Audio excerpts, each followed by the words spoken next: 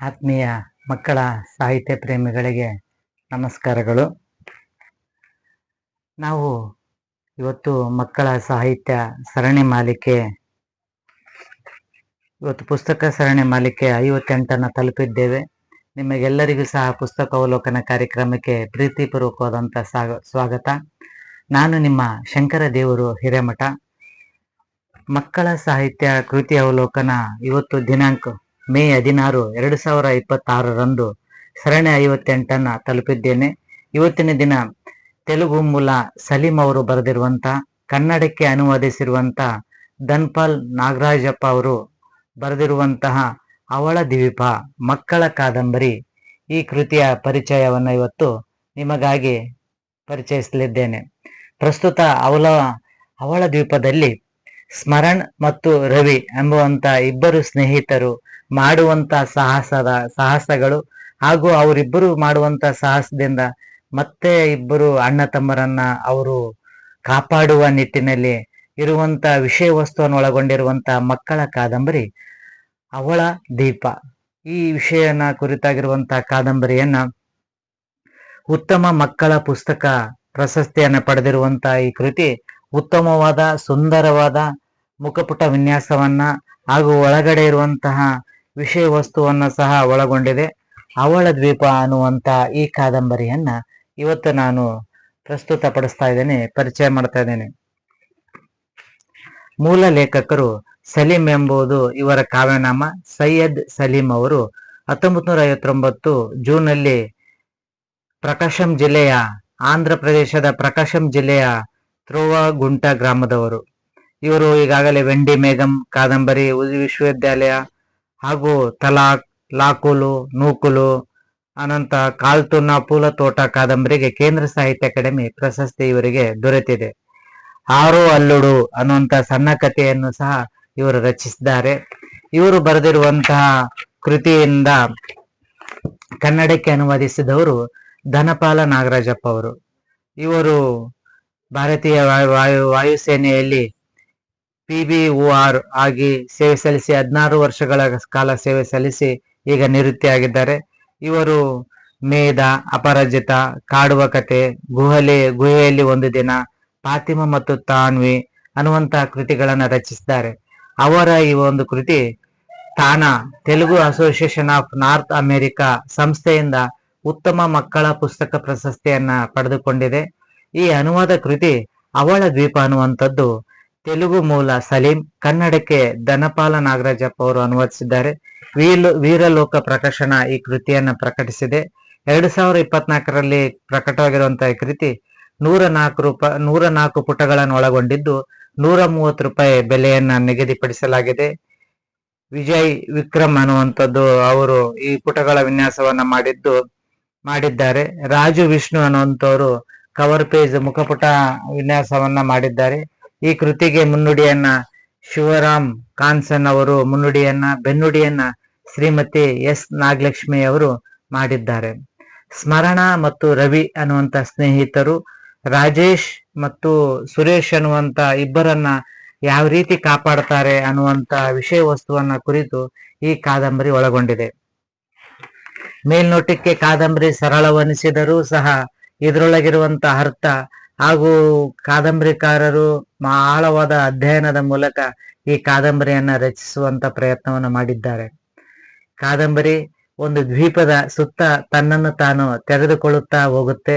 ದ್ವೀಪದಲ್ಲಿ ಆಗುವಂತ ಘಟನೆಗಳು ಹಾಗೂ ದ್ವೀಪಕ್ಕೆ ಹೋಗಿರುವಂತಹ ವಿದ್ಯಾರ್ಥಿಗಳು ಸಾಹಸ ಪ್ರವೃತ್ತಿಯಿಂದ ತಮ್ಮ ಸಾಹಸದಿಂದ ಯಾವ ರೀತಿ ಇನ್ನೂ ಇಬ್ಬರ ವಿದ್ಯಾರ್ಥಿಗಳ ಜೀವವನ್ನ ಬದುಕಿಸ್ತಾರೆ ಅನ್ನುವಂತ ವಿಷಯ ವಸ್ತುವನ್ನ ಈ ಕಾದಂಬರಿ ಒಳಗೊಂಡಿದೆ. ಸಲೀಂ ಅವರ ಪಗಡಪು ದೀವಿ ಅನ್ನುವಂತ ಒಂದು ತೆಲುಗು ಕಾದಂಬರಿಯನ್ನ ಕನ್ನಡಕ್ಕೆ ಅನುವಾದಿಸಿದ್ದಾರೆ. ಕನ್ನಡದಲ್ಲಿ ಅನುವಾದಿಸಿರುವಂತ ಧನ್ಪಾಲ್ ನಾಗರಾಜಪ್ಪ ಅವರು ಕಾದಂಬರಿಗೆ ಎಲ್ಲಿಯೂ ಸಹ ಧಕ್ಕೆ ಬರದಂತೆ ಸುಂದರವಾದ ನಿರೂಪಣೆಯೊಂದಿಗೆ ಅರ್ಥಪೂರ್ಣವಾದ ಕಾದಂಬರಿ ನಾವು ನೋಡಬಹುದು. ಪ್ರಕಾಶಕರು ಸಹ ಉತ್ತಮವಾಗಿರುವಂತಹ ಒಂದು ಮುದ್ರಣ ವ್ಯವಸ್ಥೆಯನ್ನ ಮಾಡಿದ್ದಾರೆ. ಇದರಲ್ಲಿ ಇರುವಂತಹ ಮುಖ್ಯ ಪಾತ್ರ ರವಿ ಹಾಗೂ ಸ್ಮರಣ್, ಇಬ್ರು ಸ್ನೇಹಿತರು. ಅವರು PUC ಎಕ್ಸಾಮ್ ಅನ್ನ ಬರೆದಿರ್ತಾರೆ. PUC ಎಕ್ಸಾಮ್ ಅನ್ನ ಬರೆದ ನಂತರ ಒಂದು ಪ್ರವಾಸ ಹೋಗೋಣ ಅಂತ ಒಂದು ಯೋಜನೆನ ಹಾಕೊಂಡಾಗ ಅವ್ರು ಎಲ್ಲಿಗೆ ಹೋಗ್ಬೇಕು ಪ್ರವಾಸ ಅನ್ನೋಂತ ವಿಷಯ ಬಂದಾಗ ರವಿ ಹೇಳ್ತಾನೆ ತಾಜ್ ಮಹಲ್ ನೋಡಕ್ ಹೋಗೋಣ ಅಂತ ಹೇಳಿ. ಆದ್ರೆ ಸ್ಮರಣೆಗೆ ಸಮುದ್ರಗಳಂದ್ರೆ ಒಂದು ಸೆಳೆತ. ಹಾಗಾಗಿ ಸಮುದ್ರವನ್ನು ನೋಡಕ್ ಹೋಗೋಣ ಅಂತೇಳಿ ಲಕ್ಷದ್ವೀಪ ಹೋಗ್ತಾರೆ ಅವರು. ಆದ್ರೆ ಅದು ಹೋಗುವಂತದ್ದು ಅಷ್ಟು ಸರಳವಾಗಿನೂ ಇದ್ದಿಲ್ಲ. ಆದ್ರೆ ಪಾಲಕರನ್ನ ಒಪ್ಪಿಸಿ ಹೈದರಾಬಾದ್ ನಿಂದ ವಿಮಾನ ನಿಲ್ದಾಣ ಮೂಲಕ ಅಗಟಿ ದ್ವೀಪಕ್ಕೆ ಬರ್ಬೇಕಾಗತ್ತ. ಆದ್ರೆ ಅಗಟಿ ದ್ವೀಪಕ್ಕೆ ಬಂದಾಗ ಅವನ ಗೆಳೆಯ ಹೇಳ್ತಿರ್ತಾನ, ಇಲ್ಲಿರೋದು ಸಮುದ್ರ, ಅಲ್ಲಿ ನಮ್ ವಿಶಾಖಪಟ್ಟಣದಾಗಿರೋದು ಸಮುದ್ರ, ಅಲ್ಲೇ ನೋಡ್ಬೇಕಿತ್ತು, ನೀನ್ ಇಲ್ಲಿ ತಾನೇ ಯಾಕೆ ಬಂದಿ ಅಂತ ಹೇಳ್ತಾರ. ಅವನು ಹೇಳ್ತಾನೆ ವಿಶಾಖಪಟ್ಟಣದಾಗಿರೋಂಥದ್ದು ಬಂಗಾಳ ಕೊಲ್ಲಿ ಸಮುದ್ರ, ಇಲ್ಲಿರೋದು ಅರಬ್ಬಿ ಸಮುದ್ರ, ಎರಡರ ನಡುವೆ ಬಹಳಷ್ಟು ವ್ಯತ್ಯಾಸ ಇದೆ ಅಂತ ಹೇಳ್ತಾ, ಹಾಗೆ ಇಲ್ಲಿ ಲೇಖಕರು ಮತ್ತು ಸಮುದ್ರದ ಆಳದೊಳಗಿರುವಂತ ಸಸ್ಯ ಸಂಪತ್ತು, ಸಮುದ್ರದ ಆಳದೊಳಗಿರುವಂತ ಜೀವಿಗಳ ಕುರಿತಾಗಿ ವಿವರಣೆಯನ್ನ ಅತ್ಯದ್ಭುತವಾಗಿ ಈ ಕೃತಿಯಲ್ಲಿ, ಕಾದಂಬರಿಯಲ್ಲಿ ದಾಖಲಿಸುವಂತ ಕೆಲಸವನ್ನ ಮಾಡಿದ್ದಾರೆ.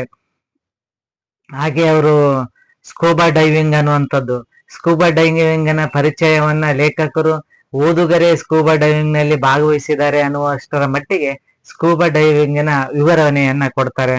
ಆಕ್ಸಿಜನ್ ಸಿಲಿಂಡರು, ಬಾಯಿಗೆ ಹಾಕುವ ಮಾಸ್ಕು, ಕಾಲುಗಳಿಗೆ ಇರುವಂತ ಪಿನ್ಸು, ಸಮುದ್ರದಲ್ಲಿ ಜಿಗಿಯುವಂತ ಅವರ ಪರಿ, ಆಮೇಲೆ ಅದಕ್ಕಾಗಿ ಅವರು ಮಾಡುವಂತ ಟ್ರೈನಿಂಗು, ಈ ಎಲ್ಲ ವಿವರಗಳನ್ನ ಲೇಖಕರು ತುಂಬಾ ಸೊಗಸಾಗಿ ವಿವರಿಸ್ತಾ ಹೋಗ್ತಾರೆ.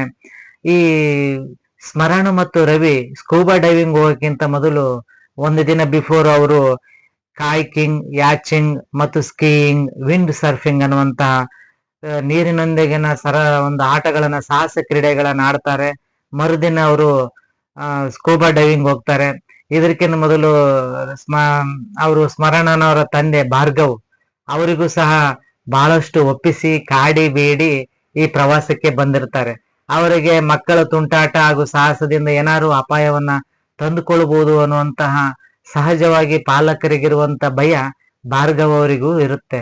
ಆದ್ರೂ ಸಹ ಸ್ಮರಣ ರವಿ ಬರ್ತಾನೆ, ರವಿ ನನ್ನ ಜೊತೆಗಿರ್ತಾನೆ ಅಂತ ಹೇಳಿ ಒಪ್ಸಿ, ಆಯ್ತು ನಾನು ನಾಳೆ ಮತ್ತೆ PUC ಆದ ನಂತರ ಓದಕ್ ಹೋದ್ರೆ ನನಗೆ ರಜೆ ಸಿಗೋದಿಲ್ಲ, ಹಾಗಾಗಿ ನಾನು ಈಗ ಹೋಗ್ತೀನಿ ಅಂತೇಳಿ ಪಾಲಕರ ಒಪ್ಪಿಗೆಯನ್ನ ಪಡೆದು, ಭಾರ್ಗವ್ ಆದ್ರೂ ಒಂದು ಕಂಡೀಷನ್ ಹೇಳ್ತಾರೆ, ನೀನು ದಿನಕ್ಕೆ 3 ಸಲ ಫೋನ್ ಮಾಡ್ತಾ ಇರ್ಬೇಕು ಅಂತೇಳಿ.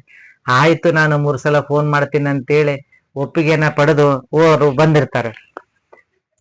ಅವರು ಬಡದು ಲಕ್ಷದ್ವೀಪಕ್ಕೆ ಬರ್ಬೇಕಾದ್ರೆ ಅವರೆಲ್ಲ ಎಷ್ಟು ಪ್ರಯತ್ನ ಪಟ್ಟು ಕಷ್ಟಪಟ್ಟು ಪಾಲಕರನ್ನ ಒಪ್ಪಿಗೆ ಪಡೆದು ಬರ್ಬೇಕಾಯ್ತು ಅನ್ನೋಂಥದನ್ನ ನೆನೆಸ್ಕೊಂತಾರೆ.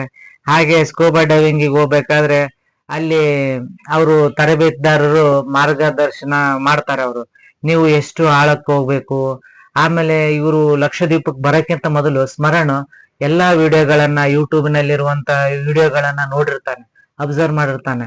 ಯಾವ್ಯಾವ ಜನ ಲಕ್ಷದ್ವೀಪಕ್ಕೆ ಸಂದರ್ಶಿಸಿರ್ತಾರೆ, ಅವ್ರು ಮಾಡುವಂತ ಅನುಭವಗಳು, ಅವರು ನೀಡಿರುವಂತ ವಿಡಿಯೋಗಳ ಮೂಲಕ ಅವ್ರು ನೀಡುವಂತ ಒಂದು ಅನುಭವಗಳ ಕುರಿತಾದಂತಹ ವಿಡಿಯೋಗಳನ್ನ ನೋಡಿ ಸ್ವಲ್ಪ ಕೆಲವೊಂದು ವಿಷಯಗಳನ್ನ ಅರಿತುಕೊಂಡು ಅವನು ಲಕ್ಷದ್ವೀಪಕ್ಕೆ ಬಂದಿರ್ತಾನೆ. ಅಲ್ಲಿರುವಂತ ಮೇಲಕ್ಕೆ ತೇಲ್ಬೇಕಾದ್ರೆ ಬಯೋನ್ಸಿ ಕಾನ್ಸೆಪ್ಟ್ ಅಂತ ಆಕ್ಟೋಪಸ್ ಬ್ಯಾಕಪ್ ಅದನ್ನ ತಿಳಿದುಕೊಂಡಿರ್ತಾನೆ. ಹಾಗೆ ನೀರಿನಲ್ಲಿ ಎಷ್ಟು ಆಳವಿದೆ, ಎಷ್ಟು ಆಮ್ಲಜನಕ ಉಳಿದಿದೆ, ಇನ್ನೆಷ್ಟೊತ್ತು ನೀವು ಇರ್ಬೋದು ಅನ್ನೋದ್ರ ಬಗ್ಗೆ ಮಾಹಿತಿಯನ್ನ ಅವರು ಮಾರ್ಗದರ್ಶಕರು ನೀಡಿ ಅವರಿಗೆ ಕಳಿಸ್ತಾರೆ. ಆಮೇಲೆ ಹೇಳ್ಬೇಕಾದ್ರೆ ಅವ್ರು ಹೇಳ್ತಾರೆ, ನೀವು 60ರಿಂದ 90 ನಿಮಿಷದವರೆಗೆ ಮಾತ್ರ ನೀವು ನೀರಾಗಿರ್ಬೇಕು, ಆಮೇಲೆ ಅದಾದ ನಂತರ 90 ನಿಮಿಷ ಆದ ನಂತರ ನೀವು ಮೇಲ್ಗಡೆ ಬಂದ್ಬಿಡ್ಬೇಕು, ಆಮೇಲೆ ಪೂರ್ತಿ ಆಳಕ್ಕೂ ಹೋಗ್ಬಾರ್ದು, 40 ಮೀಟರ್ಗಿಂತ ಹೆಚ್ಚು ಆಳಕ್ಕೆ ಹೋಗ್ಬಾಡ್ರಿ, 300 ಮೀಟರ್ ದೂರದವರೆಗೆ ಹೋದ್ರೆ ಸಾಕು, ಅದಕ್ಕಿಂತ ಮತ್ತೆ ಬಹಳ ದೂರ ಹೋಗ್ಬಾರ್ದು ಅಂತ ಹೇಳಿ ಕೆಲವೊಂದು ಎಚ್ಚರಿಕೆಗಳನ್ನ ನೀಡಿ ಸ್ಕೂಬಾ ಡೈವಿಂಗ್ ಹೋಗಕ್ ಮೊದಲು ಎಚ್ಚರಿಕೆಯನ್ನು ನೀಡಿ ಅವ್ರನ್ನ ಕಳಿಸ್ತಾರೆ. ಸರಿ ಅಂತ ಇಬ್ರು ಸಹ ಸ್ಮರಣ ಮತ್ತು ರವಿ ಸ್ಕೂಬಾ ಡೈವಿಂಗ್ ಆಗಿ ಸಮುದ್ರದ ಆಳಕ್ಕೆ ಹೋಗ್ತಾರೆ. ಅಲ್ಲಿ ಅವರು ಬಹಳಷ್ಟು ವಿಷಯಗಳನ್ನ, ಸಸ್ಯಗಳನ್ನ, ಪ್ರಾಣಿಗಳನ್ನ, ಒಳಗಡೆ ಜಲಚರ ಜೀವಿಗಳನ್ನ ನೋಡ್ತಾರೆ. ಆದ್ರೆ ಅವರು ಏನ್ ಮಾಡ್ತಾರೆ, ಅವನ್ ಸ್ವಲ್ಪ ಸ್ಪೀಡ್ ಆಗಿ ಹೋಗ್ಬಿಡ್ತಾನೆ ರವಿ. ಅವನ ಹೋದಾಗ ಅವನಿಂದನೇ ನಮ್ಮ ಸ್ಮರಣನು ಹೋಗ್ತಾನೆ. ಹೋಗುವಂತ ಸಂದರ್ಭದಲ್ಲಿ ಅವರಿಗೆ ಹತ್ತಿರ ಶಾರ್ಕ್ ಒಂದು ಬಂದ್ಬಿಡುತ್ತೆ. ಶಾರ್ಕ್ ಬಂದಾಗ ಇವನಿಗೊಂದು ಸ್ವಲ್ಪ ಮಾಹಿತಿ ಇರುತ್ತೆ, ಅದು ಬಂದಾಗ ಒಟ್ಟು ಅಳ್ಳಾಡದಂತೆ ಚಲನ ರಹಿತವಾಗಿ ಸುಮ್ಮನೆ ನಿಂತ್ರೆ ಶಾರ್ಕ್ ಹೋಗ್ಬಿಡುತ್ತೆ ಅನ್ನುವಂತ ವಿಷಯ ಇವನಿಗೆ ಗೊತ್ತಿರುತ್ತೆ. ಹಾಗಾಗಿ ಇವನು ಸುಮ್ಮನೆ ನಿಂದಿರ್ತಾನೆ. ಸ್ಮರಣ ಸುಮ್ಮನೆ ನಿಂತಿದ್ ನೋಡಿ ರವಿನೂ ಸಹ ಸುಮ್ಮನೆ ನಿಂದಿರ್ತಾನೆ. ಆದ್ರೆ ರವಿಗೆ ಶಾರ್ಕ್ ಯಾವಾಗ ಹತ್ತಿರ ಬಂದ್ಬಿಡುತ್ತೋ ಅವನಿಗೆ ಭಯ ಬಂದ್ಬಿಡುತ್ತೆ. ಶಾರ್ಕ್ನ ಚೂಪಾದ ಕರಗಸದಂತ ಹಲ್ಲುಗಳನ್ನ ನೋಡಿದಂತ ರವಿ ಭಯ ಬಿದ್ದು ಈಜನ್ನ ವೇಗವಾಗಿ ಈಜಕ್ಕೆ ಪ್ರಾರಂಭಿಸ್ಬಿಡ್ತಾನೆ. ಯಾಕಂದ್ರೆ ರವಿ ಮತ್ತು ಸ್ಮರಣ್ ಇಬ್ರು ಒಂದು ಜಿಲ್ಲಾ ಮಟ್ಟದಲ್ಲಿ ಪ್ರಶಸ್ತಿಯನ್ನು ಪಡೆದಂತ ಕ್ರಿಯಾಶೀಲ ವೇಗದ ಈಜುಪಟುಗಳಾಗಿರ್ತಾರೆ. ಹಾಗಾಗಿ ರವಿ ಯಾವಾಗ ಈಜಕ್ ಸ್ಟಾರ್ಟ್ ಮಾಡ್ತಾನ, ಸ್ಮರಣ ಸಹ ಅವನಿಂದನೇ ಈಜಕ್ ಸ್ಟಾರ್ಟ್ ಮಾಡ್ತಾನೆ. ವೇಗವಾಗಿ ಒಂದು ಅರ್ಧ ತಾಸು 30 ನಿಮಿಷಗಳವರೆಗೆ ವೇಗವಾಗಿ ಈಜು ಬಿಡ್ತಾರೆ. ಹಿಂದಕ್ಕೂ ನೋಡಲ್ಲ. ಹಿಂದಕ್ಕೆ ನೋಡೋ ಸಮಯದಲ್ಲಿ ಶಾರ್ಕ್ ಬಂದು ನಮ್ಮಿಬ್ಬರನ್ನ ತಿಂದ್ರೆ ಹೇಗೆ ಅನ್ನೋಂತ ಭಯದಿಂದ ಆ ಇಬ್ಬರು ವಿದ್ಯಾರ್ಥಿಗಳು ಸಹ ವೇಗವಾಗಿ ಕಿಲೋಮೀಟರ್ ಗಟ್ಲೆ ಈಜು ಬಿಡ್ತಾರೆ. ಈಜಿದ ನಂತರ ಇನ್ನೇನು ಈಜಕ್ ಆಗಲ್ಲಪ್ಪ, ಸಾಕಾಯ್ತು ಅನ್ನೋಂತ ಪ್ರಸಂಗ ಬಂದಾಗ ಹಿಂದಕ್ಕೆ ತಿರುಗಿ ನೋಡ್ತಾರೆ, ಅಲ್ಲಿ ಶಾರ್ಕ್ ಇರೋದಿಲ್ಲ. ಆದ್ರೆ ಅವರು ಏನು ಸ್ಕೂಬಾ ಡ್ರೈವಿಂಗ್ ಮಾರ್ಗದರ್ಶಕರು ಇರ್ತಾರೆ, ಅವರಿಂದ ಬಹಳಷ್ಟು ಕಿಲೋಮೀಟರ್ ಅಂತರದಲ್ಲಿ ಇವರು ಮುಂದೆ ಬಂದ್ಬಿಟ್ಟಿರ್ತಾರೆ. ಸರಿ, ವೇಗವಾಗಿ ಮೇಲ್ಗಡೆ ಹೋದ್ರೆ ಅಪಾಯ, ನಿಧಾನವಾಗಿ ಬರಬೇಕು ಮೇಲ್ಗಡೆ ಅಂತ ಹೇಳಿರ್ತಾರೆ. ಅದನ್ನ ನೆನಪಿಟ್ಕೊಂಡು ಅವರು ನಿಧಾನವಾಗಿ ಮೇಲೆ ಬರ್ತಾರೆ. ಆದ್ರೆ ಅವರು ಬಂದಾಗ ಬಹಳಷ್ಟು ಕಿಲೋಮೀಟರ್ಗಳ ಅಂತರದಲ್ಲಿ ಇವರು ಸಮುದ್ರದ ನಟ್ಟ ನಡುವೆ ಹೋಗ್ಬಿಟ್ಟಿರ್ತಾರೆ. ಸುತ್ತ ನೋಡಿದ್ರು ಸಹಿತ ಸಮುದ್ರನೇ ಇರುತ್ತ. ಇವ್ರಿಗೆ ಒಟ್ಟ ಯಾವ ಒಂದು ಹಡಗು ಆಗಲಿ ಜನವಾಗಲಿ ದರ್ಶನನೇ ಆಗೋದಿಲ್ಲ. ಅವಾಗ ಅವನು ಹೇಳ್ತಾನೆ, ನೀನ್ ಯಾಕೆ ಓಡಿದಿ, ಸ್ವಲ್ಪ ನಿಂತ್ಕೋಬೇಕಿತ್ತು ಅಂತ ಹೇಳ್ತಾನೆ. ನಾನ್ ನಿಂತ್ಕೊಂಡಿದ್ರೆ ಶಾರ್ಕ್ ನನ್ನ ತಿಂದು ಬಿಡ್ತಿತ್ತು, ಅದಕ್ಕೆ ಭಯ ಬಿದ್ದು ನಾನು ಓಡಿದೆ ಅಂತ ಹೇಳ್ತಾನ. ಸರಿ ಅಂತೇಳಿ ಆಗ ವೆಟ್ ಶೂಟ್ ಅನ್ನ ಹಾಕ್ಯಂಡು ನೀರ್ನಾಗ ನೆನೆಯದಂತೆ ಹಾಗೆ ಈಜಾಡ್ತಾ ಇರ್ತಾರೆ. ಆದಾಗ ಅವರಿಗೆ ಎಷ್ಟೊತ್ತು ಈಜಾಡಕ್ಕಾಗುತ್ತಾ, ಅವರಿಗೆ ಹಸಿವುನು ಆಗ್ಬಿಟ್ಟಿರ್ತ. ಆವಾಗ ಹಸಿವಿನ ನಡುವೆನೂ ಸಹ ಅವರು ಬಹಳಷ್ಟು ಕಷ್ಟಪಟ್ಟು ಈಜ್ತಾ ಇರ್ತಾರೆ. ರಾತ್ರಿ ಸಮಯ ಆಗುತ್ತೆ. ರಾತ್ರಿ ಸಮಯದಲ್ಲಿ ಸಹ ಒಂದೇನೋ ಒಂದು ಪ್ರಾಣಿ ಬಂದು ಅವ್ರನ್ನ ಕಡಿದಂತೆ ಆಗುತ್ತೆ. ಅವರು ಶಾರ್ಕ್ ಕಡಿತು ಏನು ಬಂತು ಅಂತ ಭಯ ಬೀಳ್ತಾರೆ. ಆವಾಗ ತಗನು ಹಿಂದೆ ನೋಡಿದಾಗ ಒಂದು ನೀರಾಮೆ ಇರುತ್ತೆ. ನೀರಾಮೆ ಅವರನ್ನ ಸುತ್ತುವರೆದ್ ನೋಡಿ ಅವ್ರಿಗೆ ಭಯ ಆಗತ್ತೆ. ನಂತರ ಅಲ್ಲಿ ಅವರಿಗೆ ಮತ್ತೊಂದು ಸಮುದ್ರ ಸಿಂಹನು ಸಹ ಅದ್ರ ಜೊತೆ ಸಿಗುತ್ತೆ. ಅವರಿಗೆ ಸಮುದ್ರ ಸಿಂಹದಿಂದ ಬಚಾವಾಗಲು ಸೇಮ್ ಅದರಂತೆ ಒಟ್ಟ ಅಳಿಗಾಡದಂತೆ ನಿಧಾನವಾಗಿ ನಿಂತಲ್ಲೇ ನಿಂದಿರ್ತಾರೆ. ಇವರು ಅದನ್ನು ಗಮನಿಸಿದಂತ ಸಮುದ್ರ ಸಿಂಹ ನೀರಿನಲ್ಲಿ ಸ್ವಲ್ಪ ಹೊತ್ತು ಇವ್ರು ನೋಡಿ ಮತ್ತೆ ಹೋಗ್ಬಿಡುತ್ತೆ. ರಾತ್ರಿ ಸಮಯದಲ್ಲಿ ಅವರು ಒಂದು ಅಲೆಗೆ ನೀರಿನಲ್ಲಿ ತೇಲಿ ಬರುತ್ತೆ. ಅಲೆಗೆಯ ಸಹಾಯದಿಂದ ಅವರು ಆ ಅಲೆಗೆ ಮೇಲೆ ಹತ್ತಿ ಅದನ್ನ ಕೈಗಳನ್ನ ಹುಟ್ಟಿನ ರೀತಿ ಮಾಡ್ತಾ ಮತ್ತೊಂದು ಪ್ರದೇಶಕ್ಕೆ ಹೋಗ್ತಾರೆ. ಆದ್ರೆ ಅವ್ರಿಗೆ ಎಲ್ಲಿ ಹೋಗ್ಬೇಕು, ಯಾವ ಕಡೆ ಹೋಗ್ಬೇಕು ಅನ್ನೋಂಥದ್ದೇ ಗೊತ್ತಾಗೋದಿಲ್ಲ. ಆದ್ರೆ ನೀರಿನಲ್ಲಿದ್ರೆ ಶಾರ್ಕು ಆಮೇಲೆ ಇತರ ಯಾವುದೇ ಪ್ರಾಣಿಗಳಿಗೆ ಬಲಿ ಆಗ್ಬೋದು ಅನ್ನೋಂಥ ಭಯದಿಂದ ಅಗಲವಾದ ಅಲೆಗೆಯ ಮೇಲೆ ಇಬ್ಬರು ವಿದ್ಯಾರ್ಥಿಗಳು ಕುಳಿತುಕೊಂಡು ಮಲಗಿ ನೀರನ್ನ ಅಡಿಗಿನ ಕೈಯನ್ನ ಹುಟ್ಟಿನ ರೀತಿ ಹಾಕ್ತಾ ಮುಂದಕ್ಕೆ ಸಾಕ್ತಾರೆ. ಅವರು ರಾತ್ರಿ ಹೊತ್ತಿನಲ್ಲಿ ತಮ್ಮಲ್ಲಿರುವಂತ ಮೊಬೈಲ್ ಅನ್ನ ಬೆಳಕಿಗಾಗಿ ಬಳಸ್ತಾರೆ. ಆದ್ರೆ ಇಬ್ಬರಲ್ಲಿರುವಂತ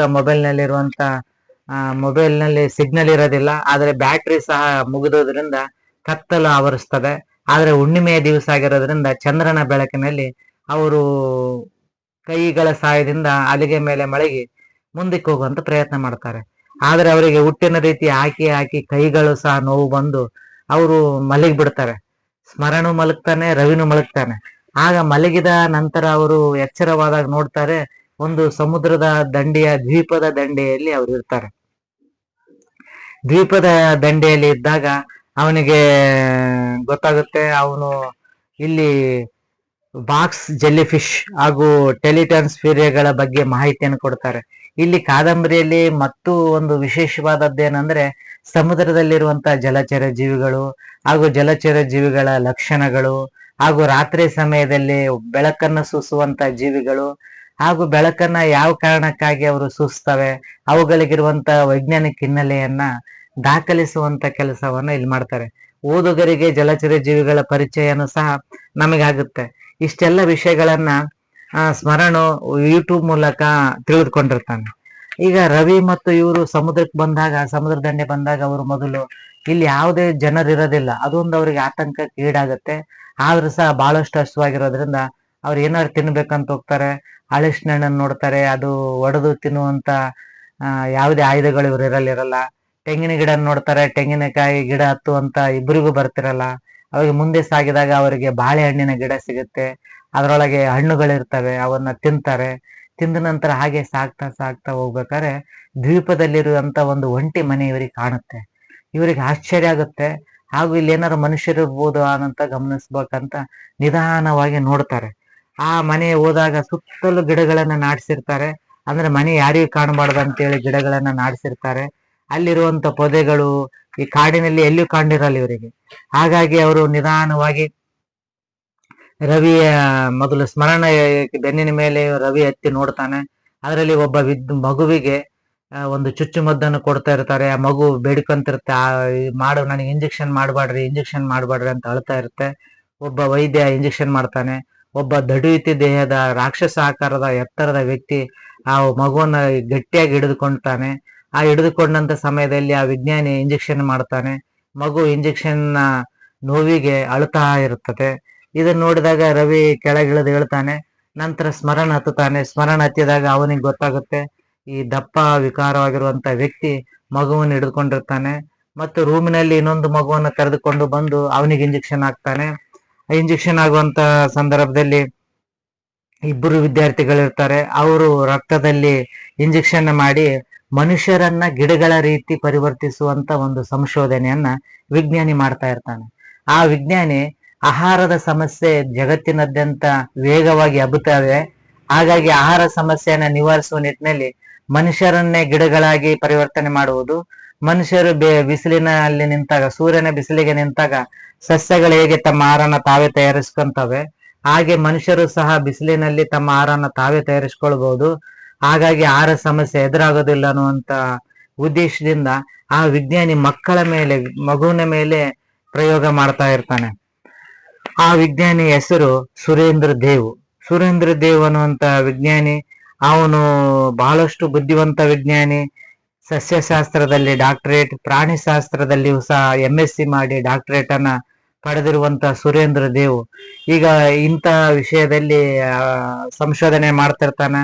ಸಂಶೋಧನೆ ಮಾಡುವ ಮೂಲಕ ಅವನು ನೊಬೆಲ್ ಪಾರಿತೋಷಿಕವನ್ನು ಪಡಿಬೇಕು, ಭಾರತಕ್ಕೆ ನೊಬೆಲ್ ಅನ್ನು ತಂದು ಕೊಡಬೇಕು ನಾನು ಸಂಶೋಧನೆ ಮಾಡಿ ಅನ್ನುವಂತ ಗಿಡಗಳಲ್ಲಿರುವ DNA ಅನ್ನ ಮನುಷ್ಯರಿಗೆ ಇಂಜೆಕ್ಟ್ ಮಾಡಿ, ಸಸ್ಯಗಳು ಸಹ ಹೇಗೆ ತಮ್ಮ ಆಹಾರನ ತಾವು ತಯಾರಿಸ್ಕೊಂತವೆ ಹಾಗೆ ಮನುಷ್ಯರು ಸಹ ತಮ್ಮ ಆಹಾರನ ತಾವು ತಯಾರಿಸ್ಕೋಬೇಕನ್ನುವಂತ ರೀತಿಯಲ್ಲಿ ಅವನು ಮಾಡ್ತಿರ್ತಾನೆ. ಇವನಿಗೆ ಸಹಾಯಕನಾಗಿ ಯಾದಯ್ಯ ಇರ್ತಾನೆ. ಯಾದಯ್ಯನು ಸಹ ಬಡವನಾಗಿರ್ತಾನೆ, ಅನಾಥನಾಗಿರ್ತಾನೆ. ಅವನು ಇವರಿಬ್ಬರ ಸಂಬಂಧ 30 ವರ್ಷಗಳದು, ಯಜಮಾನ ಮತ್ತು ಆಳು ಮಗನ ರೀತಿಯಾಗಿ ಇವರು ಇರ್ತಾರೆ. ಯಾದಯ್ಯ ಎಲ್ಲಿ ಯಾರು ಕೆಲಸ ಕೊಟ್ಟಿರ್ಲಾರ್ದ ಸಂದರ್ಭದಲ್ಲಿ ಅವನು ಕುರೂಪಿಯಾಗಿ ಮುಖದ ಮೇಲೆ ಒಂದು ಗಾಯದ ಗುರುತು ಹಾಗೂ ಎತ್ತರವಾದ ಆಕಾರವಿಲ್ಲಂತ ಅವನು ಕಪ್ಪಗಿರ್ತಾನೆ. ಅವನ ಆಕಾರವನ್ನ ನೋಡಿ ಯಾರು ಸಹ ಕೆಲ್ಸಕ್ಕೆ ಕೊಡ್ತಿರಲ್ಲ. ಹಸುವಿನಿಂದಂತ ಇವನಿಗೆ ಒಂಟಿಯಾಗಿ, ಯಾರ ತಂದೆ ತಾಯಿ ಇಲ್ಲದೆ ಒಂಟಿಯಾಗಿ ಜೀವಿಸ್ತಿರುವಂತ ಈ ವಿಜ್ಞಾನಿ ಮನೆಗೆ ಬಂದಾಗ ಯಾದಯ್ಯನಿಗೆ ಕೇಳ್ತಾನೆ, ಏನಾಗಿತ್ತೆ ನಿನಗೆ ಅಂದಾಗ ಅವನು ನಾನು ಅನಾಥನಾಗಿದ್ದೆ, ನನ್ನ ತಂದೆ ತಾಯಿ ತೀರಿ ಹೋದ್ರು, ನಾನು ಅನಾಥನಾಗಿದ್ದೆ, ನಾನು ಹೀಗೆ ಹೋಗ್ತಿರ್ಬೇಕಾದ್ರೆ ತಿಪ್ಪೆಯಲ್ಲಿ ಕಸಾರಿಸ್ತಿದ್ದೆ, ಒಂದಿನ ಕಾಲು ಜಾರಿ ತಿಪ್ಪೆಯಲ್ಲಿ ಬಿದ್ದುಬಿಟ್ಟೆ. ಹಾಗಾಗಿ ತಿಪ್ಪೆಯಲ್ಲಿದ್ದಂತ ಒಡೆದ ಗಾಜಿನ ಚೂರುಗಳು ನನ್ನ ಮುಖಕ್ಕೆ ನೊಟ್ಟು ಬಿಟ್ಟವು. ಹಾಗೆ ನಾನು 2 ವಾರಗಳ ತನಕ ಆಸ್ಪತ್ರೆಯಲ್ಲಿ ಇದ್ದು ಚಿಕಿತ್ಸೆಯನ್ನು ಪಡೆದೆ. ಆದ್ರೆ ಗಾಯದ ಕಲೆಗಳು ಹಾಗೆ ಮುಖದ ಮೇಲೆ ಉಳಿದು ಬಿಟ್ಟವು. ನನ್ನ ಮುಖವನ್ನು ನೋಡಿ, ವಿಕಾರವಾದ ಮುಖ ನೋಡಿ ನನಗೆ ಯಾರು ಕೆಲಸ ಕೊಡ್ತಾ ಇಲ್ಲ ಅಂತಂದಾಗ ಈ ವಿಜ್ಞಾನಿ ಕೆಲಸವನ್ನ ಕೊಡ್ತಾನೆ. ಕೆಲಸವನ್ನು ಕೊಟ್ಟ ನಂತರ ಅವನಿಗೆ ತನ್ನ ಮಗನ ರೀತಿ ನೋಡ್ಕೊಂತಾನೆ, ಸ್ನೇಹಿತನ ರೀತಿ ನೋಡ್ಕೊಂತಾನೆ. ಹಾಗಾಗಿ ಯಾದಯ್ಯನಿಗೆ ಒಂದು ಗೌರವಯುತವಾದಂತಹ ಒಂದು ಗೌರವಪೂರ್ಣ ಸಂಬಂಧ ಅವನ ಜೊತೆಗೆ, ಯಜಮಾನನ ಜೊತೆಗೆ ಇರುತ್ತೆ. ಅವನು ವಿಷಪೂರಿತವಾದಂತ ರಾಸಾಯನಿಕಗಳನ್ನ ಮೊದಲು ಗಿಡಗಳ ಮೇಲೆ ಅವನು ಪ್ರಯೋಗವನ್ನ ಮಾಡ್ತಾನೆ. ಗಿಡಗಳ ಮೇಲೆ ಪ್ರಯೋಗ ಮಾಡಿದಾಗ ಗಿಡಗಳಲ್ಲಿ ಮನುಷ್ಯನನ್ನ ಮಾಡಬೇಕು ಅನ್ನುವಂತ ಪ್ರಯೋಗ ಮಾಡ್ತಾನೆ. ಅದಕ್ಕೆ ಕಿವಿಗಳ ರೀತಿ, ಕಣ್ಣುಗಳ ರೀತಿ ಭಾಗಗಳು ಬರ್ತವೆ. ಅವಾಗ ಅವನು ಗಿಡಗಳನ್ನೇ ಮನುಷ್ಯರಾಗಿ ಮಾಡುವಂತ ಒಂದು ಪ್ರಯತ್ನವನ್ನ ಮಾಡ್ತಾನೆ. ಆದ್ರೆ ಅವನಿಗೆ ಅದ್ರೊಳಗ ಸುರೇಂದ್ರ ರಾವ್ಗೆ ಯಶಸ್ಸು ಸಿಗಲ್ಲ. ಅವಾಗ ಅವನು ಕಾಲೇಜ್ ದಿನದಲ್ಲಿ ಅಭಿಜ್ಞಾನ ಅಂತ ಒಬ್ಬ ಸಹಪಾಠಿಯನ್ನ ಪ್ರೀತಿಸ್ತಾನೆ. ಆದ್ರೆ ಆಕೆ ಪ್ರೀತಿ ಮಾಡೋದ್ರಿಂದ ಏನು ಸಿಗೋದಿಲ್ಲ, ನೀನು ಓದಿನ ಕಡೆ ಗಮನ ಕೊಡು ಅಂತ ಹೇಳ್ತಾಳೆ. ಕೆಲವು ವರ್ಷಗಳ ನಂತರ ಅಭಿಜ್ಞಾ ಬೇರೆಯವನೊಂದಿಗೆ ವಿವಾಹ ಆಗಿ ಹೋಗ್ತಾಳೆ. ಅಲ್ಲಿಂದ ಅವನ ಜೀವನದಲ್ಲಿ ಜಿಗುಪ್ಸೆಯಾಗಿರುವಂತ ಸುರೇಂದ್ರ ಯಾವುದೇ ಮದುವೆ ಆಗದೆ ಒಂಟಿಯಾಗಿ ವಿಜ್ಞಾನದಲ್ಲಿ, ಸಂಶೋಧನೆಯಲ್ಲಿ ತನ್ನನ್ನು ತಾನು ತೊಡಗಿಸ್ಕೊಳ್ತಾನೆ. ಆದ್ರೆ ಈಗ ಬಂದಿರೋಂತ ಈಗ ಈಗ ಮಾಡ್ತಿರುವಂತ ಸಂಶೋಧನೆ ಮಕ್ಕಳನ್ನೇ ಇಟ್ಕೊಂಡು ಸಂಶೋಧನೆ ಮಾಡ್ತಿರ್ತಾನೆ. ಈ ಇಬ್ರು ಮಕ್ಕಳು ಅವ್ರು ಯಾವಾಗ ಸಿಗುತ್ತಾರ ಅಂತಂದ್ರೆ, ಒಂದು ಬಂಗಾರ ದ್ವೀಪಕ್ಕೆ ಹೋಗ್ಬೇಕಾದ್ರೆ ಒಂದು ಬಿರುಗಾಳಿ ಬೀಸ್ಬಿಡುತ್ತ. ಆ ಸಂದರ್ಭದಲ್ಲಿ ಆ ಮಕ್ಕಳ ತಾಯಿ ಆ ಇರುವಂತ ಹಡಗಿನಲ್ಲಿರುವಂತ 2 ಜಾಕೆಟ್ಗಳನ್ನ ಇಬ್ಬರು ಅಣ್ಣ ತಮ್ಮಗೆ ಹಾಕ್ತಾರೆ. ಆದ್ರೆ ಅವನು ಹಡಗು ಸುಸ್ಥಿತಿಯಲ್ಲಿ ಇರೋದಿಲ್ಲ. ಆ ಹಡಗು ನಡುವಿಗೆ ಸಮುದ್ರ ನಡುವೆ ಹೋದಾಗ ಅವರು ಬಂಗಾರ ದ್ವೀಪಕ್ಕೆ ಹೋಗ್ಬೇಕಾಗಿರುತ್ತೆ. ಅಂತ ಸಂದರ್ಭದಲ್ಲಿ ಬಿರುಗಾಳಿಗೆ ಸಿಕ್ಕಂತ ಹಡಗು 2 ತುಂಡಾಗಿ ಬಿಡುತ್ತೆ. ಅವಾಗ ತಂದೆ ತಾಯಿ ಅಂಬಿಗ ಮಕ್ಕಳು ಬೇರೆ ಬೇರೆ ಕಡೆ ಆಗ್ತಾರೆ. ಆದ್ರೆ ಇವ್ರು ಅಣ್ಣ ತಮ್ಮ ಒಬ್ರಿಗೊಬ್ರು ಕೈ ಹಿಡಿದೋದ್ರಿಂದ, ಲೈಫ್ ಜಾಕೆಟ್ ಹಾಕೊಂಡಿದ್ರಿಂದ ಇವ್ರು ಯಾವುದೇ ಸಾವಿಗೆ ಈಡಾಗೋದಿಲ್ಲ. ಅಷ್ಟ್ರೊಳಗೆ ಅವನು ಯಾದಯ್ಯ ಮತ್ತು ವಿಜ್ಞಾನಿ ಈ ದ್ವೀಪದಲ್ಲಿ ಒಂದು ಮನೆಯನ್ನ ಕಟ್ಕೊಂಡಿರ್ತಾರೆ, ಒಂದು ಸಂಶೋಧನೆ ಮಾಡಬೇಕು ಅನ್ನುವಂತ ಕಾರಣಕ್ಕಾಗಿ. ಅವರಿಗೆ ಯಾದಯ್ಯಗೆ ಈ ಇಬ್ಬರು ಮಕ್ಕಳು ಸಿಕ್ಕಾಗ ಅವರನ್ನ ತಂದು ಮನೆಯಲ್ಲಿ ಜೋಪಾನವಾಗಿ ಸಾಕ್ತಾನೆ.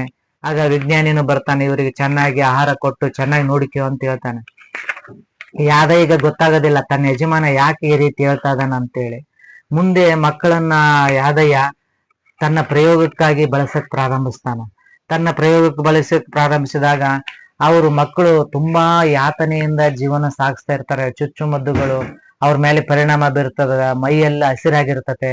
1-2 ತಾಸು ಅವ್ರನ್ನ ಹೊರಗಡೆ ಹಾಕ್ತಿರ್ತಾರೆ. ಅಂದ್ರೆ ಸಸ್ಯಗಳು ತಮ್ಮ ಆಹಾರನ ತಾವ್ ಹೇಗೆ ತಯಾರಿಸ್ತವೆ ಅದೇ ರೀತಿ ಇವರು ಸಹ ತಮ್ಮ ಆಹಾರನ ತಾವೇ ತಯಾರಿಸ್ಕೋಬೇಕು ಅನ್ನೋಂತ ಒಂದು ಪ್ರಯೋಗದ ಮೂಲಕ ಅವ್ರನ್ನ 2 ತಾಸು ಬಿಸಿಲಲ್ಲಿಡೋದು, ಮತ್ತೆ ಒಳಗಡೆ ಪ್ರಯೋಗಾಲಯಕ್ಕೆ ತಂದು ಚಿಕಿತ್ಸೆ ಮಾಡೋದು, ಪ್ರಯೋಗ ಮಾಡೋದು ಮಾಡ್ತಿರ್ತಾರೆ. ಇದನ್ನ ಕಂಡಿಡಿದಂತ ಸ್ಮರಣ ರವಿ ಇವ್ರನ್ನ ಹೇಗಾದರೂ ರಾಜೇಶನ್ನ ಇನ್ನೇನು ಸಾಯೋ ಹಂತಕ್ಕೆ ಬಂದಿರ್ತಾನ, ಇವರಿಬ್ಬರನ್ನ ಕಾಪಾಡ್ಲೇಬೇಕು ಅನ್ನೋಂತ ನಿರ್ಧಾರಕ್ಕೆ ಬರ್ತಾರೆ. ಆಗ ಒಂದು ದಿನ ಏನಾಗುತ್ತಾ, ಯಾದಯ್ಯ ದಿನಾಲು ಹೊರಗಡೆ ಒಂದು ಸಂಚರಿಸುವಂತ ಅಭ್ಯಾಸ ಇರುತ್ತೆ ಅವನಿಗೆ. ಆ ದಿನ ಹೊರಗಡೆ ಬಂದಾಗ ಅವನಿಗೆ ಒಂದು ವಿಷಯ ಗೊತ್ತಾಗುತ್ತಾ, ಈ ಕಾಡಿನಲ್ಲಿ ಈ ದ್ವೀಪದಲ್ಲಿ ಯಾರು ಆಗುಂತಕರು ಬಂದಾರ, ಅವರು ಪ್ರವಾಸಿಗರಾಗಿರ್ಬೋದು ಏನು ಪೊಲೀಸರಾಗಿರ್ಬೋದು ಅಂತ ಅನುಮಾನ ಅವನಿಗೆ. ಆಗ ಅವನಿಗೆ ಸಹಜವಾಗಿ ಗೊತ್ತಾಗುತ್ತಾ, ಅವರು ಬಂದಾಗ ಅವರಿಗೆ ಗೊತ್ತಾಗಬಾರ್ದಂತೇಳಿ ಉಸುಕಿನಲ್ಲಿ ತಮ್ಮ ಸಾಮಗ್ರಿಗಳನ್ನ, ಶೂಟು ಹಾಗೂ ಆಮ್ಲಜನಕ ಸಿಲಿಂಡರ್ ಅವನ್ನೆಲ್ಲ ಒಂದು ಕಡೆ ತೆಗ್ದು ತೋಡಿಟ್ಟಿರ್ತಾರೆ. ಹಾಗೆ ಬಂದಂತ ಹಲಿಗೆನು ಸಹ ಒಂದು ಕಡೆ ತೆಗ್ದು ತೋಡಿ ಉಸುಕಿನಲ್ಲಿ ಬಚ್ಚಿಟ್ಟಿರ್ತಾರೆ. ಅದು ಅವನಿಗೆ ಗೊತ್ತಾಗುತ್ತೆ. ಅವನಿಗೆ ಒಂದು ಸೂಕ್ಷ್ಮವನ್ನು ಸಹ ಗ್ರಹಿಸ್ಕೊಂಡು ನೋಡಿದಾಗ ಅವನಿಗೆ ಗೊತ್ತಾಗುತ್ತಾ, ಇಲ್ಲಿ ಯಾರು ಬಂದಾರ ಅಂತೇಳಿ. ಅವನಿಗೇನು ಭಯ, ಪೊಲೀಸರು ಬಂದಾರೇನಂತ ಭಯ ಇರುತ್ತೆ. ಆದ್ರೆ ಅವ್ನು ನೋಡುತ್ತಾನ, ನಿಧಾನವಾಗಿ ನೋಡಿದಾಗ ಒಂದು ಮರದಲ್ಲಿ ಕುಳಿತು ಮಾತನಾಡ್ತಿರುವಂತ ವಿಷಯ ಇವರಿಗೆ ಕೇಳಿಸುತ್ತ. ಇಲ್ಲ, ಇವ್ರಿಬ್ಬರನ್ನು ಬಿಟ್ರೆ ಆ ಮಕ್ಕಳನ್ನ ಇವ್ರು ಕೊಲ್ಲಿ ಬಿಡ್ತಾರ, ನಾನು ಹೇಗಾದ್ರೂ ಮಾಡಿ ಆ ಮಕ್ಕಳನ್ನ ಕಾಪಾಡ್ಕೊಂಡು ಹೋಗ್ಬೇಕು ಅಂತೇಳಿ ಇವರಿಬ್ರು ಮಾತಾಡ್ತಿರ್ತಾನೆ. ಈ ವಿಷಯನ ಕೇಳಿದುಕೊಂಡು ಆದಯ್ಯ ಅವರಿಬ್ರು ಮಕ್ಕಳನ್ನು ಸಹ ಕರೆದುಕೊಂಡು ಬಂದು ವಿಜ್ಞಾನಿಯ ಮುಂದೆ ಇಡ್ತಾನೆ. ವಿಜ್ಞಾನಿ ಅವನಿಗೆ 2 ದಿನಗಳ ಹಿಂದೆ ಹೇಳಿರ್ತಾನೆ, ಯಾರಾದ್ರೂ ಈ ಮಕ್ಕಳು ಸಾಯುವಂತಕ್ ಬಂದಿದ್ದಾರೆ, ಈಗ ಯಾರು ಮಕ್ಕಳನ್ನ ನೀನು ಹೋಗಿ ಕಳು ಮಾಡ್ಕೊಂಡಾರ ಬಾ, ಇಲ್ಲ ಪ್ರವಾಸಿಗರು ಯಾರು ಸಿಕ್ಕರೆ ಅವ್ರನ್ನ ಕಳು ಮಾಡ್ಕೊಂಬಾ, ನಮ್ಮ ಸಂಶೋಧನೆಗೆ ಮಕ್ಕಳು ಬೇಕು ಅಂತ ಹೇಳಿರ್ತಾನೆ. ಹಾಗಾಗಿ ಯಾದಯ್ಯ ಇವರಿಬ್ರು ಮಕ್ಕಳನ್ನ ಕರೆದುಕೊಂಡು ಬಂದಿದ್ ನೋಡಿ ವಿಜ್ಞಾನಿಗೆ ಬಹಳ ಖುಷಿ ಆಗತ್ತ. ಓಹೋ, ನಾನು ಹೇಳಿದಕ್ಕೆ ಈ ಮಕ್ಳು ಸಿಕ್ಕಿದ್ದಂಗದ ಅಂತೇಳಿ ಈ ಮಕ್ಕಳಿಗೆ 1 ವಾರ ತನ ಚೆನ್ನಾಗಿ ಊಟ ಕೊಟ್ಟು ಸಾಕು, ಮುಂದೆ ನಮ್ಮ ಪ್ರಯೋಗಕ್ಕೆ ಬೇಕು ಅಂತ ಹೇಳ್ತಾನೆ ವಿಜ್ಞಾನಿ. ಅವಾಗ ಇವರಿಬ್ಬರನ್ನು ಸಹ ಯಾದಯ್ಯ ಹಗ್ಗ ಕಟ್ಟಿ ಒಳಗಡೆ ರೂಮ್ ನಲ್ಲಿ ಕೂಡಿ ಹಾಕ್ತಾನೆ. ಅವಾಗ ಇವ್ರನ್ನ ನೋಡಿದಂತ ಇಬ್ಬರು ವಿದ್ಯಾರ್ಥಿಗಳಲ್ಲಿ ಒಬ್ಬ ಅಣ್ಣ ತಮ್ಮ ಹಸುನಿಗಿರ್ತಾನೆ. ಅಣ್ಣ ಹೇಳ್ತಾನೆ, ನೀವು ನನ್ನನ್ನ ಕಾಪಾಡಬೇಕು, ನನ್ನ ಕಾಪಾಡಕ್ ಆಗ್ಲಿಕ್ಕಂದ್ರೆ ಪರವಾಗಿಲ್ಲ, ನನ್ನ ತಮ್ಮನ್ನ, ನನ್ನ ಮುದ್ದಿನ ಪ್ರೀತಿಯ ತಮ್ಮನ್ನಾದ್ರೂ ಕಾಪಾಡಿ ಅಂತ ಹೇಳ್ತಾನ. ಅವಾಗ ರವಿ ಹೇಳ್ತಾನ, ನಮ್ಮನ್ನೇ ಇಲ್ಲಿ ಹಗ್ಗ ಕಾಲು ಕೈ ಕಟ್ಟಿ ಹಾಕ್ಯಾರ, ನಾವ್ ನಿಮ್ಮನ್ನ ಎಲ್ಲಿ ಕಾಪಾಡಮ್ಮ, ನಾವ್ ಬಿಡಿಸ್ಕಿದ ಮೇಲೆ ನಿಮ್ಮನ್ನ ಕಾಪಾಡ್ತೀವಿ ಅಂತ ರವಿ ಹೇಳ್ತಾನ.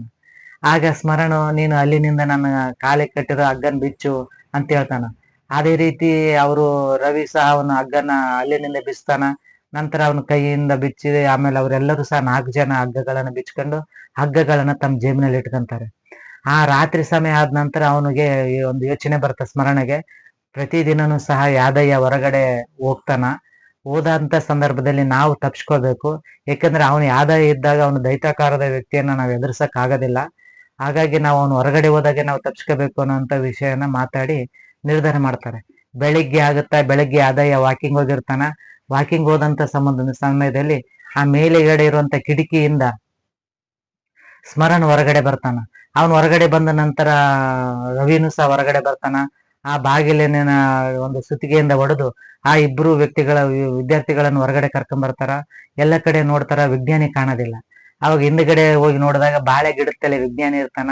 ಅವನಿಗೆ ಕೈ ಕಾಲು ಎರಡನ್ನ ಕಟ್ಟಿ ಬಾಳೆ ಗಿಡಕ್ಕೆ ಕಟ್ಟಿ ಹಾಕ್ಬಿಡ್ತಾರ ಅವನ್ನ. ಅಲ್ಲೇ ನೋಡಿದ್ರೆ ಒಂದು ಹಡಗು ಇರ್ತ. ಯಾದಯ್ಯ ಮತ್ತು ವಿಜ್ಞಾನಿಗಳು ಹೊರಗಡೆ ಹೋಗಿ ಬರಕ್ ಒಂದು ಹಡಗನ್ನ ಇಟ್ಕೊಂಡಿರ್ತಾರ. ಪುಟ್ಟ ಹಡಗನ್ನ ಹಗ್ಗ ಇರುತ್ತೆ, ಹಗ್ಗನ ಹಿಡಿದು ಎಳ್ಕೊಂಡು ನಾವ್ ಈ ಹಡಗಿನ ಮೂಲಕ ನಾವು ತಪ್ಸ್ಕೊಳ್ಳೋಣ ಅಂತೇಳಿ 4 ಜನನು ಸಹ ಹಡಗನ ಎಳ್ಕೊಂತ ಹೋಗ್ತಾರೆ. ಈ ಎಲ್ಲ ಘಟನೆಗಳೇ ಆದಾಗ ಮಾಲೀಕ ಯಾದಯ್ಯ ಯಾದಯ್ಯ ಅಂತ ಕೂಗ್ತಾ ಇರ್ತಾನೆ. ಈ ಎಲ್ಲ ಘಟನೆಗಳಿಗೆ ಗೊತ್ತಿರುವಂತ ಕಾರಣಕರ್ತ ಅಂದ್ರೆ ಯಾದಯ್ಯ. ಯಾದಯ್ಯ ಇವುಗಳನ್ನೆಲ್ಲ ಎತ್ತರವಾದ ಗಿಡದ ಮೇಲೆ ಎತ್ತಿ ನೋಡ್ತಾ ಇರ್ತಾನೆ. ಯಾಕಂದ್ರೆ ಯಜಮಾನನಿಗೆ ಅವನು ಹೇಳಿರ್ತಾನೆ, ಪುಟ್ಟವಾದ ಮಕ್ಕಳನ್ನ ಕರೆದುಕೊಂಡು ಒಂದು ಚಿತ್ರಹಿಂಸೆಯನ್ನು ಕೊಡ್ತಿರುವಂತ ವಿಜ್ಞಾನಿಗೆ ಬಹಳಷ್ಟು ಸಲ ಹೇಳಿರ್ತಾನ ಯಾದಯ್ಯ. ಆದ್ರೆ ಯಾದಯ್ಯನ ಮಾತನ್ನ ಅವನು ಯಜಮಾನ ಕೇಳ್ತಿರಲ್ಲ, ವಿಜ್ಞಾನಿ. ಆಗ ಅವನಿಗೆ ಮನಸ್ಸಿನಲ್ಲಿ ಒಂದ್ ಕಡೆ ಮರುಕ ಇರುತ್ತ, ಯಾರಾದ್ರೂ ದೇವ್ರ ತರ ಬಂದು ಈ ಮಕ್ಕಳನ್ನ ಕಾಪಾಡಬಾರ್ದ ಅಂತ ಕೇಳ್ತಿರ್ತಾನೆ. ಅಂತ ಸಮಯದಲ್ಲಿ ಬಂದಂತ ಈ ಸ್ಮರಣು ರವಿಯ ಮಾತುಗಳನ್ನ ಕೇಳಿದ್ರಿಂದ ಅವನಿಗೆ ಗೊತ್ತಾಗತ್ತ, ಈ ಇಬ್ಬರು ವ್ಯಕ್ತಿಗಳು ಈ ಇಬ್ಬರು ಮಕ್ಕಳನ್ನ ಕಾಪಾಡಬಲ್ರು ಅಂತೇಳಿ. ಹಾಗಾಗಿ ಅವರಿಗೆ ಬಹಳ ಸಡಿಲವಾಗಿ ಹಗ್ಗಗಳನ್ನ ಕಟ್ಟಿರ್ತಾನೆ, ಇವರು ತಪ್ಸ್ಕೊಂಡ್ಲಿ ಅನ್ನೋಂತ ಕಾರಣಕ್ಕೆ. ಇದನ್ನೆಲ್ಲ ಅಕಸ್ಮಾತ್ ನಮ್ಮ ಯಜಮಾನಿಗೆ ಏನಾರು ಇವ್ರು ಹೊಡೆದ್ರೆ ಹೋಗಿ ಕಾಪಾಡೋಣ ಅಂತ ಹತ್ತಿರವಾಗಿರುವಂತ ಗಿಡದ ಮೇಲೆ ಕುಳಿತು ನೋಡ್ತಾ ಇರ್ತಾನೆ. ಯಜಮಾನನ ಕೈಗಳನ್ನ ಕಟ್ಟಿದ್ದು, ಕಾಲುಗಳನ್ನ ಕಟ್ಟಿದ್ದು, ಇದನ್ನೆಲ್ಲ ಅಲ್ಲೇ ಕುಳಿತು ಗಮನಿಸ್ತಾ ಇರ್ತಾನೆ. ಯಾದಯ್ಯ ಅಲ್ಲಿ ಕುಂತು ಗಮನಿಸಿದಾಗ ಅವರು ಹಡಗನ್ನ ತೆಗೆದುಕೊಂಡು ಇನ್ನೇನು ವಿದ್ಯಾರ್ಥಿಗಳು ಮಕ್ಕಳು 4 ಜನ ಮಕ್ಕಳು ಹಡಗಿನಲ್ಲಿ ಕುಳಿತುಕೊಂಡು ಹೋಗ್ಬಿಡ್ತಾರೆ. ಹೋದ ನಂತರ ಯಾದಯ್ಯ ಏನು ಗೊತ್ತಿಲ್ಲ ಅನ್ನೋ ದಿವಸ ಆಗಿ ಬಂದು, ಏನಾಯ್ತು ಯಜಮಾನ್ರೆ ಅಂತ ಬಂದು ಆ ಕೈಗಳನ್ನ ಕಟ್ಟಿ ಬಿಚ್ಚುತ್ತಾನೆ. ಅವಾಗ ಅವನು ಯಜಮಾನ ವಿಜ್ಞಾನಿ ಅಳ್ತಾರೆ, ನಾನು 4 ವರ್ಷಗಳ ಕಾಲ ಕೊಟ್ಟು ಶ್ರಮ ವ್ಯರ್ಥ ಆಯ್ತು, ಮಕ್ಕಳು ಹೋಗ್ಬಿಟ್ರು ಅಂತ ಅಲ್ಲೇ ರೋಧಿಸ್ತಾ ಕೊಳ್ತಾನೆ. ಅವಾಗ ಅದ್ರೊಳಗೆ ಒಂದು ಕಂಪಾಸ್ ಇರುತ್ತೆ. ಕಂಪಾಸ್ ದಿಕ್ಸೂಚಿಗಳ ಮೂಲಕ ಅವ್ರು ಯಾವ ರೀತಿ ಯಾವ ಪಟ್ಟಣಕ್ಕೆ ಹೋಗ್ಬೇಕು ಅನ್ನೋಂಥ ವಿಷಯ ಕುರಿತು ಹೋಗ್ತಾರೆ. ಅಲ್ಲಿ ಮುಂದೆ ಹೋದಾಗ ಅವರು ಜನರನ್ನ ತಲುಪ್ತಾರೆ, ನಡೆದಂತ ಘಟನೆಗಳನ್ನು ಹೇಳ್ತಾರೆ. ಪೊಲೀಸರಿಗೆ ವಿಷಯ ಗೊತ್ತಾಗುತ್ತೆ, ಮಗುನ ಆಸ್ಪತ್ರೆಗೆ ಸೇರಿಸ್ತಾರೆ. ಆ ಸುದ್ದಿ ಬೇಗ ಪ್ರಸಾರ ಆಗಿ ಎಲ್ಲ ಕಡೆ ನ್ಯೂಸ್ ಸ್ಟೇಷನ್ ಅಲ್ಲಿ ಸುದ್ದಿ ಪ್ರಸಾರ ಆಗುತ್ತೆ. ಅವಾಗ ಪೊಲೀಸರು ಒಂದು ತಂಡದಿಂದ ಬಂದು ಈ ವಿಜ್ಞಾನಿಯನ್ನ ಮತ್ತು ಯಾದಯ್ಯನನ್ನ ಬಂಧಿಸ್ತಾರೆ. ಅವಾಗ ಮಕ್ಕಳು ಫೋನನ್ನ ಚಾರ್ಜ್ ಇಟ್ಟು ಅಪ್ಪನಿಗೆ ಫೋನ್ ಮಾಡಿ, ಆ ಪಾಲಕರು ತುಂಬಾ ಭಯ ಬಿದ್ದು ಬಿಟ್ಟಿರ್ತಾರೆ. ಪಾಲಕರು ಇವ್ರನ್ನ ಹುಡುಕೋಗಕ್ಕೆ ವಿಮಾನ ನಿಲ್ದಾಣಕ್ಕೆ ಹೋಗಿರ್ತಾರೆ. ಅವಾಗ ಪಾಲಕರಿಗೆ ವಿಷಯ ತಿಳಿಸ್ತಾರೆ, ಇಲ್ಲ ನೀವು ಭಯ ಪಡಬೇಡ್ರಿ, ನಾವು ಸುರಕ್ಷಿತವಾಗಿದ್ವಿ, ನಮ್ ಫೋನ್ ಚಾರ್ಜ್ ಇದ್ದಿಲ್ಲ, ನೆಟ್ವರ್ಕ್ ಇದ್ದಿಲ್ಲ, ಈಗ ಫೋನ್ ಸಿಕ್ಕಿದೆ ಅನ್ನೋಂಥ ವಿಷಯವನ್ನ ತಿಳಿಸಿ ಹೇಳ್ತಾರೆ, ಇವತ್ತು ಸಂಜೆ ನಮ್ಮ ನ್ಯೂಸ್ ಬರ್ತಾ ನೋಡ್ರಿ, ನಾವು ಸಾಹಸ ಮಾಡಿವಿ ಅಂತ ಹೇಳ್ತಾರೆ. ಅವಾಗ ನೀವು ಸಾಹಸ ಮಾಡಿರ, ನೀವು ಸುರಕ್ಷಿತವಾಗಿದ್ದೀರಲ್ಲ ಅಂತ ಹೇಳ್ತಾರೆ. ಪಾಲಕರು ಸಹಜವಾಗಿ ಮಕ್ಕಳ ಸುರಕ್ಷತೆ ಬಗ್ಗೆ ವಿಚಾರಿಸುವಂತ ರೀತಿ ಇಲ್ಲಿ ಹೇಳ್ತಾರೆ. ಅಲ್ಲಿಗೆ ಒಂದು ಮನುಷ್ಯ ಒಂದು ತನ್ನ ಸ್ವಾರ್ಥಕ್ಕಾಗಿ ಮನುಷ್ಯರನ್ನ, ಪ್ರಾಣಿಗಳನ್ನ ಹಾಗೂ ಸಸ್ಯಗಳನ್ನ ಯಾವ ರೀತಿ ತನ್ನ ಸಂಶೋಧನೆಗಾಗಿ ಬಳಸ್ಕೊಳ್ತಾನೆ, ಅದನ್ನ ಯಾವ ರೀತಿಯಾಗಿ ಅವನು ತನ್ನ ಸ್ವಾರ್ಥಕ್ಕಾಗಿ ಬಳಸ್ಕೊಳ್ತಾನೆ ಅನ್ನುವಂತ ವಿಷಯವನ್ನ ಈ ಅವಳ ದ್ವೀಪ ಅನ್ನುವಂತ ಕಾದಂಬರಿ ಸವಿಸ್ತರವಾಗಿ ವಿವರಣೆಯಾಗಿದೆ. ಆತ್ಮೀಯ ಸಾಹಿತ್ಯ ಪ್ರೇಮಿಗಳೇ, ತಾವೆಲ್ಲರೂ ಸಹ ಈ ಕೃತಿಯನ್ನ ಕೊಂಡು ಓದುವ ಮೂಲಕ ಮಕ್ಕಳ ಸಾಹಿತ್ಯವನ್ನ ಅಭಿವೃದ್ಧಿಪಡಿಸಬೇಕು. ವಿಶೇಷವಾಗಿ ಮಕ್ಕಳಿಗೆ ವಿಶೇಷ ಸಂದರ್ಭಗಳಲ್ಲಿ ಮಕ್ಕಳ ಸಾಹಿತ್ಯ ಕೃತಿಗಳನ್ನ ಉಡುಗೊರೆಯಾಗಿ ನೀಡುವ ಮೂಲಕ ಮಕ್ಕಳ ಸಾಹಿತ್ಯವನ್ನ ಮಕ್ಕಳಲ್ಲಿ ಓದುವ ಅಭಿರುಚಿಯನ್ನ ಬೆಳೆಸುವ ಕೆಲಸ ಆಗ್ಬೇಕು ಅಂತ ಹೇಳ್ತಾ, ಇವತ್ತಿನ 58ನೇ ಸಾಹಿತ್ಯ ಕೃತಿಯ ಪರಿಚಯದೊಂದಿಗೆ ಇಂದಿನ ಕೃತಿ ಪರಿಚಯವನ್ನ ಮುಕ್ತಾಯಗೊಳಿಸ್ತಾ ಇದ್ದೇನೆ. ನಾಳೆ ಮತ್ತೊಂದು ಸಾಹಿತ್ಯ ಕೃತಿಯೊಂದಿಗೆ ನಿಮ್ಮ ಮುಂದೆ ಬರ್ತೇನೆ. ಧನ್ಯವಾದಗಳು.